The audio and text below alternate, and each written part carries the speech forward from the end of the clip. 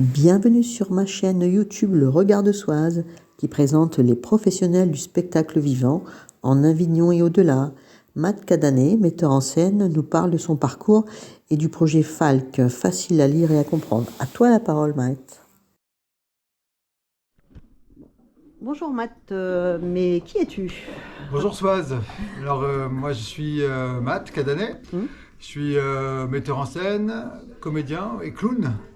Et depuis une quinzaine d'années à peu près, je m'intéresse à ce qu'on pourrait appeler les arts adaptés, c'est-à-dire les œuvres artistiques, théâtrales, en direction des publics qu'on pourrait dire en situation de handicap, mais aussi de troubles psychiques, mal comprenants, empêchés, bref.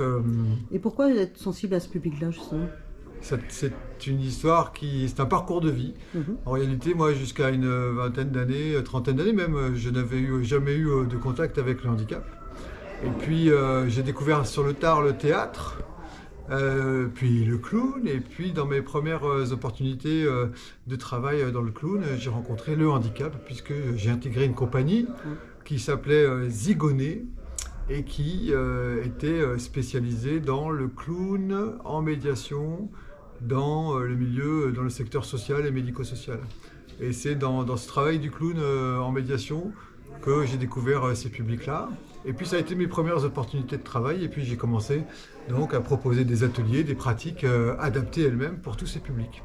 Ça a été une chance véritable parce que c'était un moment où moi j'avais pas tout à fait fait le tour de la technique en théâtre, et de me retrouver dans cette situation de devoir la transmettre à des personnes dites mal comprenantes ou en tout cas en difficulté, avec des difficultés de compréhension. Eh bien, il a fallu que je trouve, que je me réapproprie toutes les techniques théâtrales pour les adapter. Ça m'a permis de mieux les comprendre moi-même. Et puis ensuite, eh bien, de proposer des spectacles autour de ça. Avant, moi, j'avais déjà une formation artistique. J'ai fait plein de tentatives. Je travaillais d'abord comme designer graphique pendant quelques années. J'ai ensuite travaillé dans l'audiovisuel. J'ai une formation aussi dans le cinéma. J'ai fait une formation cinéma. Et puis, ça marchait pas trop. C'est un milieu qui est quand même difficile à percer quand on n'a pas de réseau, ce qui était mon cas. Et puis à un moment où j'étais un peu, comment dire, dans un moment de doute et de transition, eh bien, j'ai rencontré le théâtre tout à fait par hasard. Une de mes camarades m'a proposé d'aller faire du théâtre, et ça a été une découverte, une grande récréation qui m'a permis à la fois de m'aérer et de me recréer. Mais tu étais déjà adulte J'avais 28 ans quand j'ai découvert les pratiques théâtrales. Parle-nous un peu du Falk. Ok, alors parmi les nombreux projets de cette compagnie, puisque Zigzag, ça n'est jamais que le nouveau nom de cette compagnie que j'ai rencontrée il y a une quinzaine d'années, qui s'appelait Zigoné, qui a été renommée Zigzag. Donc la compagnie aujourd'hui, elle a 26 ans. D'accord. Et elle a toujours été finalement spécialisée sur ces questions de médiation et adaptée, hein, d'exploration des pratiques artistiques adaptées. Alors, parmi les nombreux projets que nous avons, il y en a un qui s'appelle Falk en scène. Qui veut dire, alors Falk, veut dire Falk, c'est le facile à lire et à comprendre. En fait, c'est une méthode d'adaptation de la littérature et du texte, une simplification en fait des mots qui sont utilisés pour les rendre accessibles aux personnes lectrices, mais qui néanmoins ont des difficultés de compréhension. Donc c'est quelque chose qui est répandu partout en Europe et en Occident. Et voilà, c'est un outil supplémentaire qui permet d'accessibiliser les documents écrits, notamment pour les lecteurs. Mais une idée est arrivée sur une boutade, sur une plaisanterie. On s'est dit, pourquoi est-ce qu'on ne ferait pas du théâtre en Falk ? Et pourquoi pas un Shakespeare en Falk ou quelque chose comme ça. Et finalement, ce qui était une plaisanterie au début est devenu un vrai sujet de réflexion. Et puis nous avons commencé à traduire des textes classiques du répertoire en Falk pour essayer de les adapter, et puis pour poser des nouvelles questions, c'est-à-dire qu'est-ce que c'est qu'un jeu de comédien Falk ou clair, qu'est-ce que c'est qu'une mise en scène claire, qu'est-ce que c'est... Mais tu parlais pour les lecteurs, donc c'était mis sous format livre? Ouais, le Falk c'est destiné aux lecteurs. Donc finalement, il y a assez peu de personnes qui sont en situation de handicap cognitif et qui sont lectrices.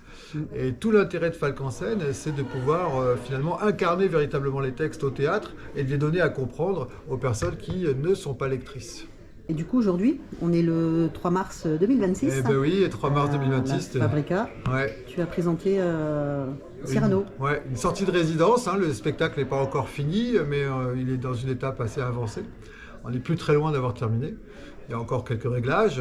Mais nous avons proposé une version de Cyrano de Bergerac en Falck, avec une mise en scène dite multisensorielle, c'est-à-dire qu'il y a à la fois un travail sur la lumière, le son, bien sûr, et les ambiances sonores, la spatialisation du son, mais aussi un travail sur l'odorama avec la diffusion de fragrances qui permettent aux spectateurs de s'immerger véritablement dans les univers qui sont déployés sur scène. Et tout ça autour du texte, de l'adaptation en Falck, du texte original d'Edmond Rostand, Cyrano, qui a été, cette adaptation a été faite par les spécialistes, les experts, les travailleurs de l'ESAT Avenir APUI La Roseraie, qui sont les auteurs en fait de cette adaptation. En fait, dès le début, je suis initiateur du projet. En fait, je suis à la fois porteur de projet et metteur en scène. C'est-à-dire que c'est suite à cette boutade en disant peut-être qu'un jour on adaptera du Shakespeare en Falck, ce qui était vraiment un petit trait d'humour rapide, en passant comme ça le service Falck d'un ESAT que je découvrais. Je ne connaissais pas le Falck et le directeur de cet ESAT m'avait expliqué ce que c'était. Et donc, je lui ai dit, peut-être qu'un jour on fera un Shakespeare en Falck. Et en fait, cette chose ne m'a pas quitté. Et 2 ou 3 ans après, je me suis dit, mais oui, pourquoi ne pas adapter les auteurs pour les rendre plus compréhensibles? Et ça ouvre un nouveau champ, un nouveau type de théâtre et de nouveaux accès en réalité à ces publics qui sont toujours très éloignés de la culture. Et puis ça implique d'autres cultures en réalité par ricochet, c'est-à-dire les personnes qui sont dites mal comprenantes, c'est les personnes avec déficience cognitive, les troubles psychiques, c'est le vieillissement, c'est les personnes allophones dont le français n'est pas leur première langue. Les enfants aussi. Une version un peu simplifiée de Cyrano peut permettre à des enfants de 8 ans, 9 ans... Il n'y a pas que de 8 ans. Moi, je n'avais jamais vu l'original. Ça m'allait très bien. Hein. C'était très accessible. L'original est en alexandrin. Il dure 3 heures avec des mots qu'on ne connaît pas. Pourquoi tu as été si sensible que ça, toi, justement, à ce public? C'est ce côté médiation, de rendre accessible la culture à tous En fait, si tu veux, la chose que j'ai comprise au fil des années, c'est que ces personnes sont participantes dans la création de nouvelles approches. Et c'est grâce à ces personnes qu'on arrive à inventer. Moi, la première chose que j'ai pu faire au contact de ces personnes, c'est réinventer les techniques, les techniques théâtrales. Parce qu'il a fallu les adapter. En les adaptant, ça m'a permis de les regarder de près et de mieux les comprendre. Et ainsi de suite. Avec d'autres projets, comme un spectacle qui s'appelle Balbutio, où c'est de la totale improvisation avec des personnes qui viennent du public. On joue avec ces personnes en direct, on ne les connaît pas. Et elles nous apprennent aussi des nouveaux endroits en fait, de ce qu'est le jeu théâtral.